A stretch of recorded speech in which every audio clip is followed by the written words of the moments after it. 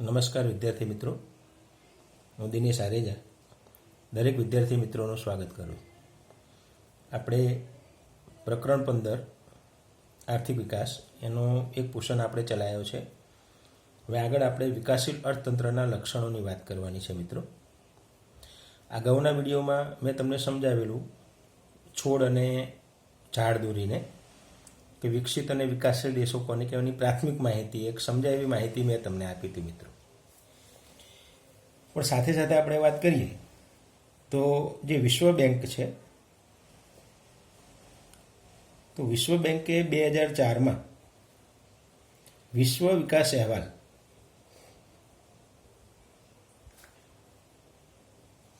રજૂ કર્યો, જેની અંદર એણે એવું નક્કી કર્યું કે વિશ્વના જે દેશોની આવક 735 અમેરિકન ડોલર, ખાસ ધ્યાન રાખજો મિત્રો, આંતરરાષ્ટ્રીય સ્તરે કોઈ પણ દેશની માથાદીઠ આવક કે રાષ્ટ્રીય આવક જે હોય છે એ અમેરિકન ડોલરમાં જ નક્કી કરવામાં આવે છે. ઓકે, ફરીથી ધ્યાન આપજો. દુનિયાના દરેક દેશની આંતરરાષ્ટ્રીય સ્તરે દુનિયાના કોઈ પણ દેશની રાષ્ટ્રીય આવક કે માથાદીઠ આવકની જે ગણતરી છે એ હંમેશા અમેરિકન ડોલરમાં જ થાય છે. તો વિશ્વ બેંકે એવું નક્કી કર્યું કે જે દેશની આવક કેટલી 735, એટલે આ આંકડો આપણે ખાસ યાદ રાખવાનો છે. તો 735થી ઓછી આવક ધરાવનારા જે દેશો છે એ બધા દેશો વિકાસશીલ દેશો ગણવામાં આવે છે. બરાબર, આવું કોણે નક્કી કર્યું છે? વિશ્વ બેંકે જે અહેવાલ આપ્યો છે એમાં. એટલે આપણા માટે 735નો આંકડો બહુ મહત્વપૂર્ણ છે. ઓકે, હવે આપણે બધા જાણીએ છીએ કે ભારત એક વિકાસશીલ દેશ છે અને દુનિયામાં, ફરીથી યાદ રાખજો, દુનિયામાં મોટાભાગના દેશો વિકાસશીલ છે અને વિકસિત દેશોની સંખ્યા ગણતરીની જ છે. બરાબર છે, ખૂબ જ ઓછા દેશો, દુનિયામાં 200 જેટલા દેશો છે, એમાં મોટાભાગના દેશો, ઉદાહરણ તરીકે ગણીએ તો 70થી 80% દેશો જે છે એ વિકાસશીલ છે અને જે બાકીના 20-25% જે દેશો વધે છે મિત્રો, એમાં જ વિકસિત દેશોનો સમાવેશ થાય છે. તો દુનિયાના મોટાભાગના દેશો વિકાસશીલ છે. હવે અહીંયા આપણને શું આપ્યું? વિકાસશીલ દેશોના અર્થતંત્રના લક્ષણો. તો આ બધા જ વિકાસશીલ દેશોમાં કેટલાક કોમન લક્ષણો જોવા મળે છે અને એ લક્ષણો સાબિત કરે છે કે એ દેશો વિકાસશીલ છે. બરાબર, અહીંયા આપણને 9 લક્ષણો આપવામાં આવેલા છે. અહીંયા મેં એક સૂત્ર આપ્યું છે જે આપણે યાદ રાખશો તો તમને સરળતાથી આવશે. નીવ કેવી બેગ દો પાં, નીવ કેવી બેગ દો પાં. તો કયા કયા છે લક્ષણો? તો ચલો એક એકનો આપણે અભ્યાસ કરીએ. સૌથી પહેલા ની એટલે નીચી માથાદીઠ આવક. ધ્યાન આપજો. તો વિકાસશીલ જે દેશો છે એ વિકાસશીલ દેશોની જે રાષ્ટ્રીય આવક જે છે હંમેશા ઓછી હોય છે અને અહીં ઉપર જે આપણે વાત કરી કે આના કરતાં ઓછી જે આવક ધરાવતો હોય એ દેશ વિકાસશીલ ગણાય છે. એટલે સ્વાભાવિક છે કે ભાઈ વિકાસશીલ દેશોની રાષ્ટ્રીય આવક ખૂબ જ ઓછી હોય છે અને એના બદલે જે વસ્તી વૃદ્ધિનું જે પ્રમાણ છે એ વધુ હોય છે. હવે સ્વાભાવિક છે કે વસ્તી વધારે હોય, આવક ઓછી હોય, જેના કારણે લોકોનું જે જીવન ધોરણ જે છે એ જીવન ધોરણ હંમેશા નીચું રહેવા પામે છે. ઓકે છે, યાદ રાખવાનું, જો માથાદીઠ આવક વધે તો જીવન ધોરણ ઊંચું જાય અને માથાદીઠ આવક જો ઓછી હોય તો જીવન ધોરણ નીચું રહે. કેમ કે જીવન ધોરણનો અર્થ આપણે ગઈ વખતે સમજાવ્યો હતો કે આપણે જીવન જીવવા માટેની આપણી જે જરૂરિયાતો છે, જે સુવિધાઓ કે સગવડતાઓ છે એ પૂરી કરવી. બરાબર, જેટલી જીવન જરૂરિયાતની સગવડતાઓ આપણને મળે એટલું આપણું જીવન ધોરણ ઊંચું ગણાય અને જીવન જરૂરિયાતની જેટલી ચીજ વસ્તુઓ આપણને ઓછી મળે એટલે આપણું જીવન ધોરણ નીચું ગણાય છે મિત્રો. અને એ જે સગવડતાઓ મેળવવી એ માથાદીઠ આવક ઉપર આધારિત છે. આજે આપણે જાણીએ છીએ કે કોઈ પણ વસ્તુ મફતમાં મળતી નથી, બધી ચાર્જેબલ છે મિત્રો. તો આપણી જે માથાદીઠ આવક હશે એ પ્રમાણે આપણે જીવન જરૂરિયાતની વસ્તુઓનો ઉપયોગ આપણા જીવનમાં કરીએ છીએ. તો અહીંયા રાષ્ટ્રીય આવક ઓછી હોય એટલે માથાદીઠ આવક હંમેશા ઓછી જ હોય મિત્રો. બરાબર, એટલે રાષ્ટ્રીય આવક ઓછી છે, એના કરતાં વસ્તી વધારે છે અને આ બંનેના કારણે માથાદીઠ આવક પણ ઓછી રહે છે. અને માથાદીઠ આવક અને રાષ્ટ્રીય આવક ઓછી હોવાના કારણે એ દેશની અંદર જીવતા લોકોનું જીવન ધોરણ નીચું જોવા આપણને મળે છે મિત્રો. બીજું લક્ષણ જે છે એ વસ્તી વૃદ્ધિ છે. ઓકે, આ વ એટલે વસ્તી વૃદ્ધિ. હવે જો કોઈ પણ દેશ વિકાસશીલ હોય એમાં વસ્તી વૃદ્ધિ દર હંમેશા વધારે જોવા મળે છે. કેટલો? 2% કે તેથી વધુ. આ ખાસ યાદ રાખવાનું. વિકાસશીલ દેશોનો વસ્તી વૃદ્ધિ દર 2% કે તેથી વધુ હોય છે. એટલે સ્વાભાવિક છે કે જેમ જેમ, અને આપણે બધા વસ્તી વિસ્ફોટની સમસ્યાથી આપણે પરિચિત છીએ આ શબ્દથી, બરોબર છે. એટલે વિકાસશીલ દેશોમાં વસ્તી વૃદ્ધિ દર છે ખૂબ જ વધારે હોય છે, અને વસ્તી વધારે હોવી એ પણ એ દેશ માટે વિકાસશીલ હોવાનું એક મહત્વપૂર્ણ લક્ષણ ગણવામાં આવે છે. ચલો કહો. કૃષિ ક્ષેત્ર પર અવલંબન.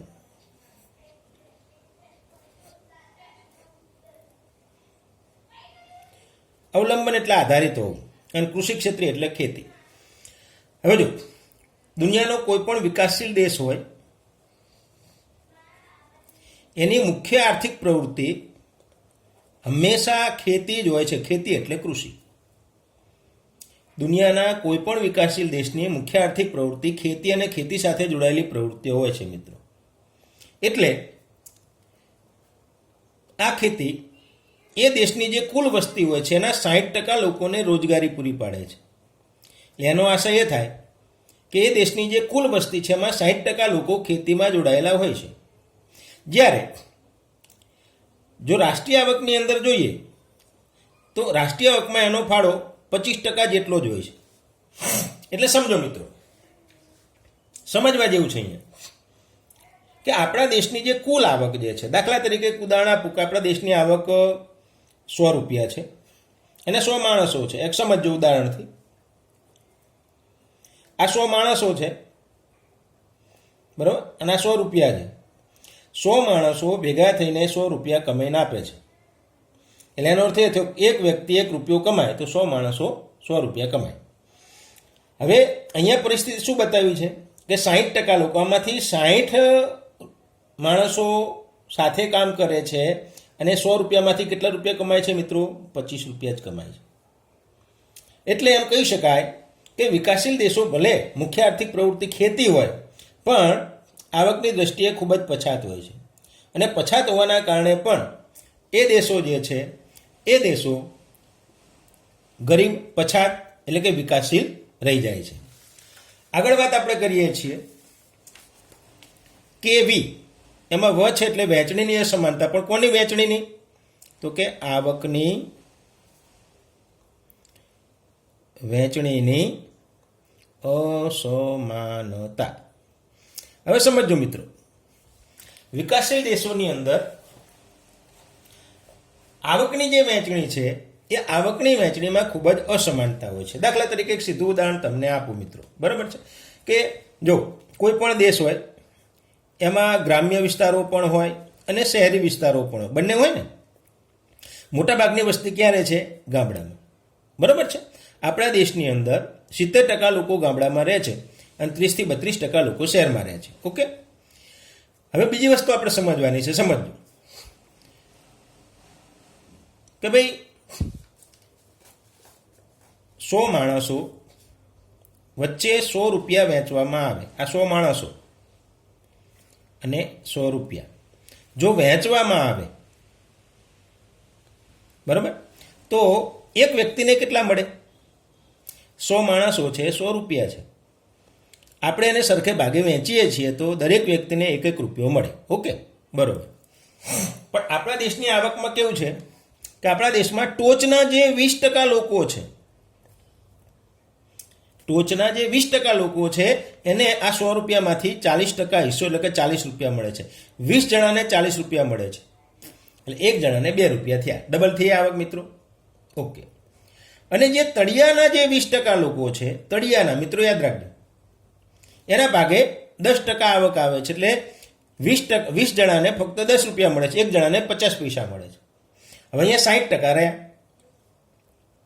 અહીંયા 50% રહ્યા. તો તો 60 જણા લોકોના ભાગે 50 રૂપિયા આવે છે. સમજો 1 રૂપિયો પણ આવતો નથી. એમાં આ 20% તો એવા છે કે જેને 50 પૈસા જ મળે છે એમ કહીએ તો ચાલે.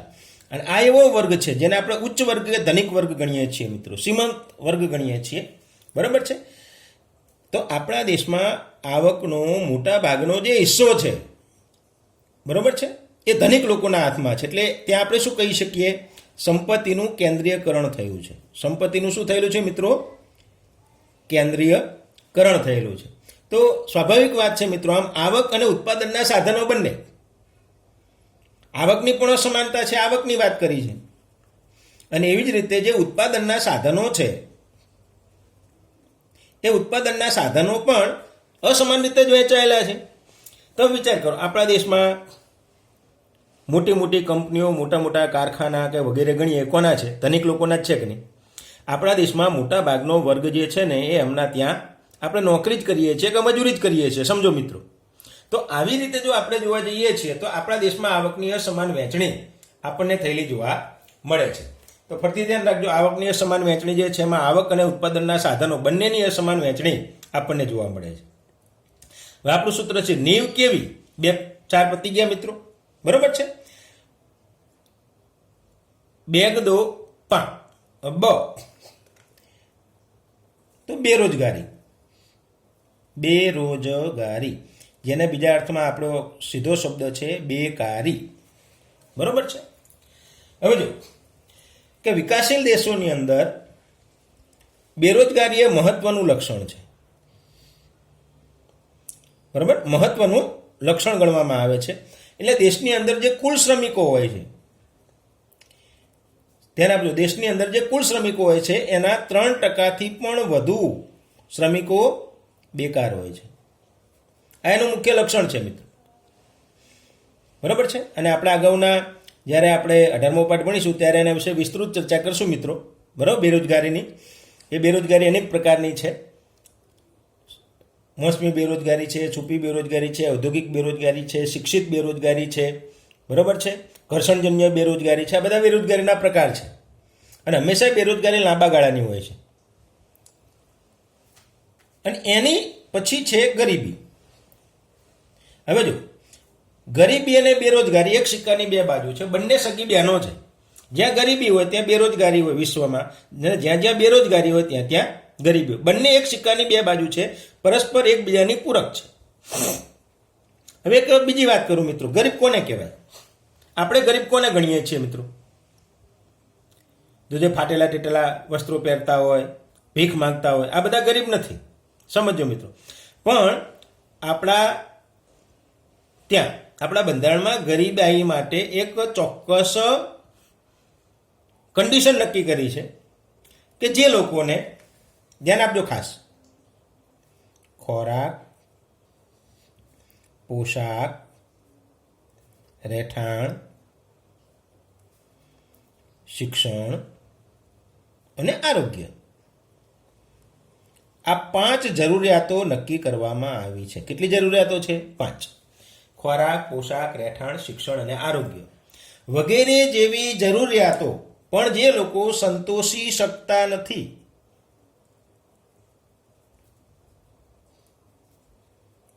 ચલો, હમણાં જ મેં તમને કહ્યું કે આજે વિશ્વમાં કોઈ પણ વસ્તુ મફતમાં મળતી નથી મિત્રો. કંઈ મફતમાં મળતું નથી, ધ્યાન આપજો. બરાબર. તો દરેક કોઈ પણ પ્રકારની જરૂરિયાત આપણે પૂરી કરવી હોય, સંતોષવી હોય તો આપણી પાસે નાણું હોવું જોઈએ. ઓકે. તો જે લોકો ખોરાક, પોશાક, રહેઠાણ, શિક્ષણ અને આરોગ્ય વગેરે જેવી જરૂરિયાતો સંતોષી શકે તેટલી પણ આવક મેળવી શકતા નથી. હવે એમની પાસે એટલી આવક નથી માટે જરૂરિયાતો એ સંતોષી શકતા નથી મિત્રો. બરોબર છે. જેને આપણે ગરીબ ગણીએ છીએ. કેવા ગણીએ છીએ? ગરીબ. અને દેશની જે કુલ વસ્તી હોય છે એના 3 ભાગના લોકો ગરીબ હોય છે વિકાસશીલ દેશોની અંદર. 1/3 3 ભાગના લોકો ગરીબ હોય છે. એટલે 100% હોય તો એમાં કેટલા ટકા થયા? 75% લોકો ગરીબ હોય છે મિત્રો. આવું કહી શકાય. બરોબર છે. તો આમ ગરીબી, અને જે લોકો ગરીબ હોય, ગરીબ કેમ છે? કેમ કે આવક નથી. આવક કેમ નથી? કેમ કે એમની પાસે કામ ધંધો નથી, એટલે કે બેરોજગાર છે. એટલે ગરીબી અને બેરોજગારી છે એ બંને મિત્રો એક સિક્કાની બે બાજુ ગણવામાં આવે છે. હવે એના પછી આપણે બીજા લક્ષણની આપણે વાત કરીએ તો પછીનું લક્ષણ આપણું જે છે એ છે દ્વિમુખી અર્થતંત્ર.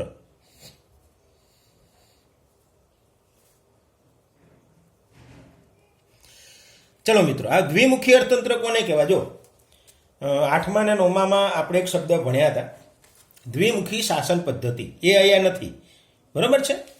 પ્લાસીના અને બક્સરના યુદ્ધ પછી બંગાળા, બિહાર અને ઓરિસ્સામાં દ્વિમુખી શાસન પદ્ધતિ અમલમાં આવી હતી, એ આ નથી. અહીંયા અર્થતંત્રની વાત કરી છે. દ્વિ એટલે બે અલગ અલગ પ્રકારની વ્યવસ્થા ધરાવતું અર્થતંત્ર જોવા મળે છે. ફરીથી સમજો, આપણા દેશની અંદર ગ્રામ્ય વિસ્તારો પણ છે અને શહેરી વિસ્તારો પણ છે. ધ્યાન આપજો ખાસો મિત્રો. જે લોકો ગામડાઓમાં રહે છે એમની મુખ્ય આર્થિક પ્રવૃત્તિ ખેતી છે. ફરીથી ધ્યાન આપજો મિત્રો, બરાબર છે. એમની મુખ્ય આર્થિક પ્રવૃત્તિ છે કેવી છે? ખેતી. ઓકે. સાથે સાથે ખેતી કરવા માટે એ લોકો પાસે જૂના યંત્રો છે, યંત્ર સામગ્રી જૂની, એને ઘસાઈ ગયેલા યંત્રો વાપરે છે, અને રૂઢિચુસ્ત એવું સામાજિક માળખું છે. એટલે કે સામાજિક માળખું પણ કેવું છે? પછાત છે. આ બધાના કારણે જે ઉત્પાદન થાય છે, ઉત્પાદન કેવું છે? ઓછું છે. અને ઉત્પાદન ઓછું હોવાના કારણે જે આવક છે એ આવક પણ ઓછી હોય છે. અને આવક ઓછી હોવાના કારણે એમનું જે જીવન ધોરણ છે, જીવન ધોરણ નીચું હોય. ફરીથી ધ્યાન આપજો મિત્રો, જે આપણા દેશમાં 70% લોકો ગામડામાં રહે છે, એમની મુખ્ય આર્થિક પ્રવૃત્તિ ખેતી છે. આગળના કૃષિ પર અવલંબનમાં આપણે વાત કરી કે 60% લોકો ખેતી સાથે જોડાયેલા છે, પણ તેમ છતાંય આવકનો જે હિસ્સો છે એ ખૂબ જ ઓછો હોય છે. એનું કારણ શું છે? કે જૂના અને ઘસાઈ ગયેલા યંત્રો વાપરે છે. આપણું સામાજિક માળખું જે રૂઢિચુસ્ત અને પછાત છે. આ બધાના કારણે જે ઉત્પાદન થાય છે એ ઓછું હોય છે, અને ઉત્પાદન ઓછું હોવાના કારણે આવક પણ ઓછી હોય છે. અને આવક ઓછી હોવાના કારણે આ ગામડાના લોકોનું જે જીવન ધોરણ છે એ જીવન ધોરણ નીચું જોવા મળે છે મિત્રો. હવે એની સામે શહેરની વાત કરીએ તો શહેરની અંદર મુખ્ય આર્થિક પ્રવૃત્તિ કઈ છે? ઉદ્યોગ અને વેપાર. ઉદ્યોગ અને વેપાર છે, જ્યાં આધુનિક યંત્રોનો ઉપયોગ કરવામાં આવે છે. આધુનિક યંત્રોનો ઉપયોગ કરવામાં આવે છે. નવી નવી ઉત્પાદન પદ્ધતિ એમની પાસે હોય છે.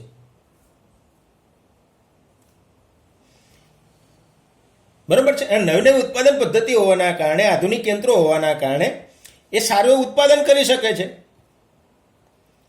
અને એના કારણે એમની આવક વધારે હોય છે. અને આવક વધારે હોવાના કારણે જીવન ધોરણ છે એ ઊંચું હોય છે મિત્રો. તો એક જ દેશની પ્રજા બે પ્રકારની સ્થિતિમાં જીવે છે. ગ્રામ્ય જે છે, ગ્રામ્ય વ્યવસ્થા, તમે જો ગામડાઓ હંમેશા પછાત જ હોય છે, એનો વિકાસ થયેલો જોવા મળતો નથી વગેરે વગેરે. અને શહેરના લોકો જે છે તો શહેરની અંદર તમામ પ્રકારની સગવડતાઓ આ છે તે છે વગેરે હોય છે. બીજું, ખેતીનો સમયગાળો છે, જે આપણે ભણીશું 10મો પાઠ ત્યારે પણ આપણે વાત કરીશું કે ભાઈ ખેતીનો સમયગાળો કયો? તો કે ચોમાસાના 4 મહિના. બરોબર છે. એટલે 4 થી 5 મહિના સુધી જ ખેતી થાય. ખેતી અને એની ઉપર આધારિત પ્રવૃત્તિઓ છે એ 12 મહિનામાંથી 5-6 મહિના જે પ્રવૃત્તિઓ થાય, અને એના દ્વારા જે ઉત્પાદન મળે ઓછું, આવક ઓછી મળે છે. અને આ જે ઉદ્યોગ અને વેપાર છે ને 12 માસ ચાલે મિત્રો. એટલે 12 મહિના લોકોને આવક મળી રહેશે. તો આમ વિકાસશીલ દેશોની અંદર ગામડાના લોકોની કન્ડિશન જુદી હોય છે, શહેરના લોકોની સ્થિતિ પણ આર્થિક સ્થિતિ, બંનેની આર્થિક સ્થિતિ અલગ અલગ હોય છે. એટલે લખ્યું છે કે દ્વિમુખી અર્થતંત્ર, વિકાસશીલ દેશો એ દ્વિમુખી અર્થતંત્ર ધરાવે છે. ચલો, 8મું જે છે એની વાત આપણે કરીએ તો પાયાની અપર્યાપ્ત સેવાઓ.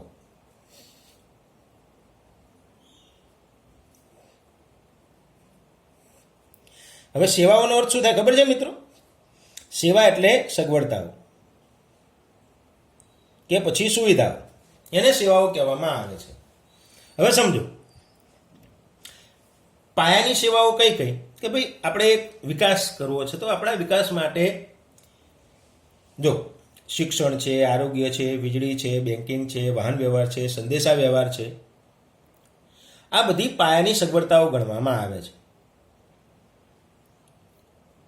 તો વિકાસશીલ દેશોની અંદર આ બધા જ પ્રકારની જે પાયાની સેવાઓ જે છે, શિક્ષણ, આરોગ્ય, વીજળી, બેન્કિંગ, વાહન વ્યવહાર, સંદેશા વ્યવહાર, આવી અનેક પાયાની જે સેવાઓ છે, પાયાની સેવાઓનો વિકાસ થતો નથી મિત્રો, અથવા તો એનો વિકાસ ખૂબ જ ઓછો જોવા મળે છે, અને જે દેશના વિકાસ માટે અવરોધરૂપ ગણાય છે.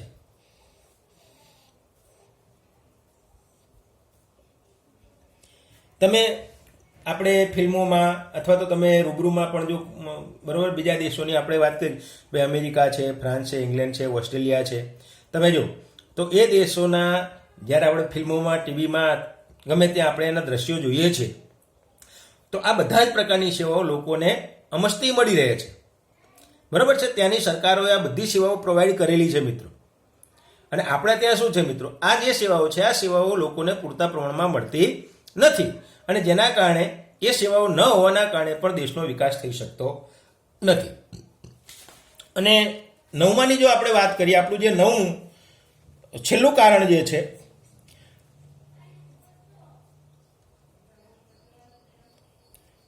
આંતરરાષ્ટ્રીય વ્યાપારનું સ્વરૂપ.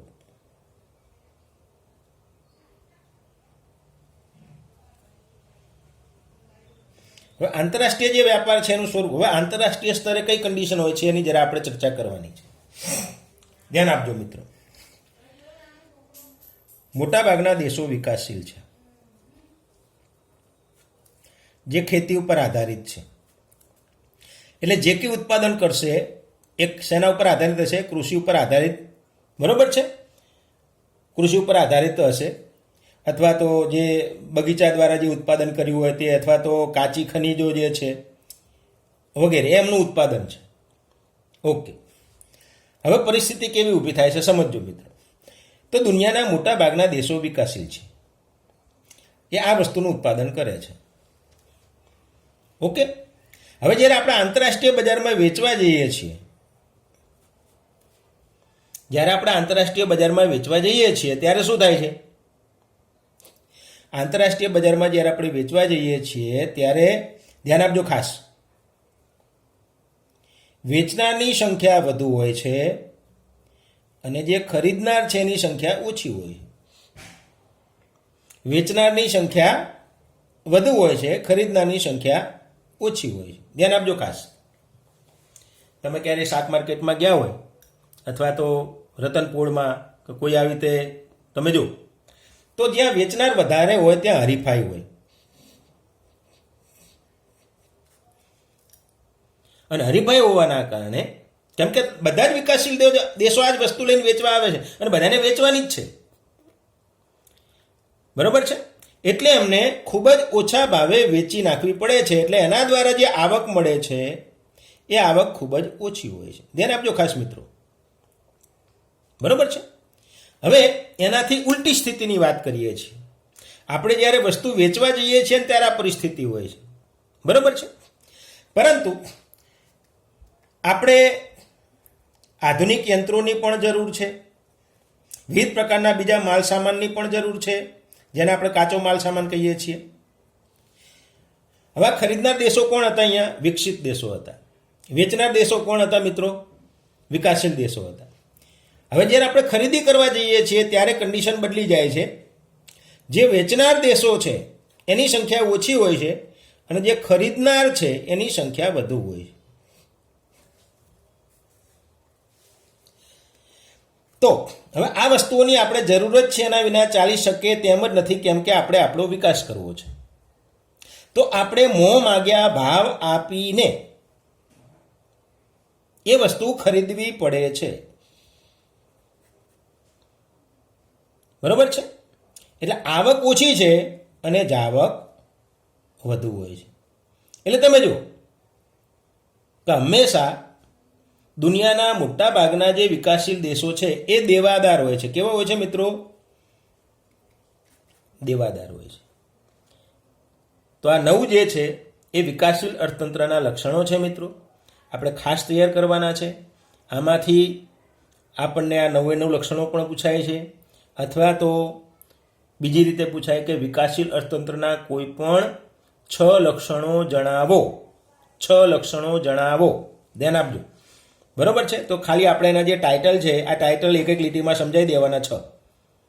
અથવા તો આપણને એમ પૂછાય કે કે વિકાસશીલ અર્થતંત્રના કોઈ પણ બે લક્ષણો સમજાવો. તો જેમ આ દરેક મેં તમને સમજાવ્યા છે મિત્રો, આ દરેક લક્ષણો જેવી રીતે સમજાવ્યા છે એવી રીતે, એટલે આવી રીતે એટલે ટૂંકમાં મેં તમને જે સમજૂતી આપી છે એને ધ્યાનમાં રાખીને તમારે દરેક બે લક્ષણને આમાંથી 9માંથી કોઈ પણ બે લક્ષણને સમજાવવાના રહેશે મિત્રો.